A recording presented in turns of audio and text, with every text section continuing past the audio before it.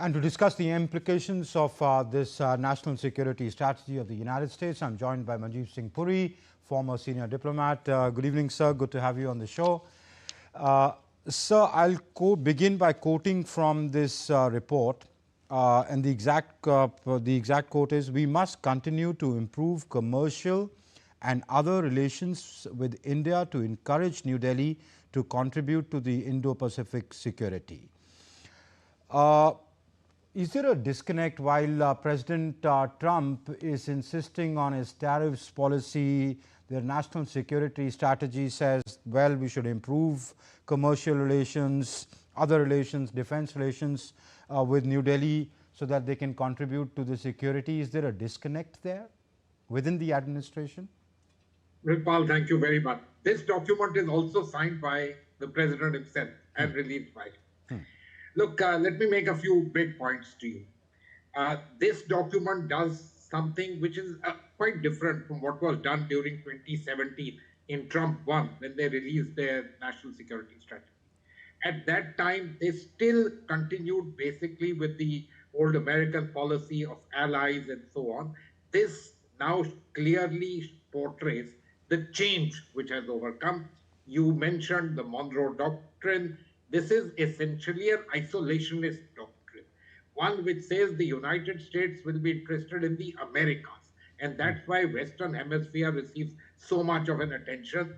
They downplay Europe. You heard the European foreign minister, EU's high representative, talk in terms of being the most important ally. It kind of disparages them, talks in terms of governments which are unstable and so on and so forth. I also want to make 2-3 other points to you. You know, we should try and see this in various ways. Donald Trump has a number of times spoken of the Prime Minister as his friend. He's mentioned, look, I've done these tariffs because there are A, B, and C things like buying oil from Russia that you do, which is why you're getting it. But in various ways, it's important that in this strategy, there is a recognition that China is a competition. What we have seen in Trump 2.0 till now is unlike Trump 2.1, where after the initial sort of honeymoon with China, it became a clear case that they were a major competitor and needed to be contained. That has tended to be shown as being far less, but this strategy has said that's important. And India's role as being a security provider in the Indo-Pacific has been noted along with Quad, along with our abilities to be on their side on critical minerals in general, in terms of what we can do with Europe. All of this, you know, should be good as far as we are concerned. I would say, let's try and look at these things in some degrees of silos. The United States knows that India is a good and a friendly partner. We have civilized, we have links, we are kind of natural partners. At the same time, President Trump is very strong on the question of America first. And this doctrine also says that. You remember there's a line there which says trade should be balanced. Now, you know, this is something which is being very strongly pushed by him, and that's exactly what tariffs are. We run a trade surplus with the United States. So he's called, the report calls you a critical partner. They call Europe in decline, so they can say what they want to. One can argue that all they look at you is a pawn in the Indo-Pacific to counter China. Amritpal, look, let's not use that word. The fact that India has been specifically mentioned in 3 or 4 places, let's leave the one about Pakistan and India and Operation Sindoor on one side. The fact that it has been mentioned, it can't be seen by anyone as pawn. It's that we are an important player. Above that, let us not also overread too much of all of this. The importance of India stands recognized also in the security domain, also in terms of the competition with China, also in terms of what we can do in our region, and much more important, outside our region on major issues like critical minerals. So overall, the strategy recognizes the importance of India. So it does. Ambassador Puri, it does, but only as a key counterbalance in its broader China policy. Also on critical minerals, in terms of a degree of stabilization in the world order, along with Europe and countries in Africa. So it mentions all of those particular things. Look, we must remember this is a document which is big, bold saying, America first. Our hegemony will apply. Our hegemony will apply everywhere in the world. You don't expect him to give anybody really anything other than the fact that, yes, your good friend, your partners. That itself means that there is a recognition that you are important. Okay. What does it mean by seeing, seeing India as a partner in countering predatory economic practices and maintaining US's global leadership?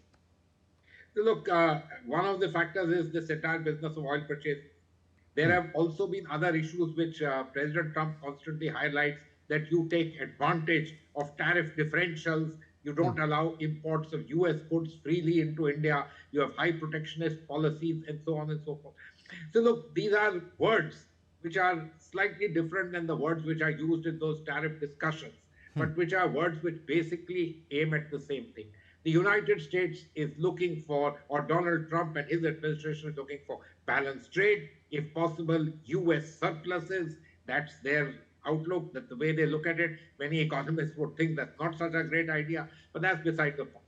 And therefore, they look at even a country like India of having benefited from asymmetry, protectionism at its end, taking advantage of US openness, etc.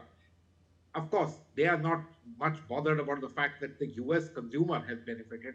If Indian companies have operated there, if Indian products have gone there, Indian generics have been there, they have benefited them. That, of course, doesn't matter. It's a question of balance the trade, and we run the trade circle. Okay. So my last question to you before I let go of you. How much should we read into this report? What does it, how does it augur for the relationship going forward? Or it's just a report which puts out things in the Indo-Pacific context, or maybe at critical minerals? Look, let's be very clear. It recognizes that India is an important player and a partner of the United States. Okay. Partner, let me also say it with a small p. Europe, who are their largest allies, have only got a small a for the word ally. So what else can I say about it? I think one of he said, the report says they are facing civilizational erasure. Correct. So, the fact that, he does refer to NATO, etc., as I said, it's allies, but with a small a. So what can we say about it? The fact, however, which is a little worrisome in this, is that unlike 2017 and the doctrines usually issued by the United States, the 2022 strategy, China is not identified so very strongly as the ultimate competitor, neither in that sense has Russia been identified. Now, let's leave Russia out. We have very excellent relations. But with China, we need to understand that we do have this border issue. We have a huge number of competitions, quite apart from the fact that we do trade, we do economic relations, and we are building within the constraints of what is possible. This particular thing is a matter which is a shift in terms of the way we should also look at it from previous administrations and so on, that China, let me use this word very bluntly, is not been identified as enemy. This basically says we are kind of open to do deals with them. And that's something that should be worrisome. All right. Ambassador Manjeev Singh Puri, we'll have to leave it there. Thank you very much for joining in and sharing your insights with us. Always a pleasure to have you on the show. Thank you.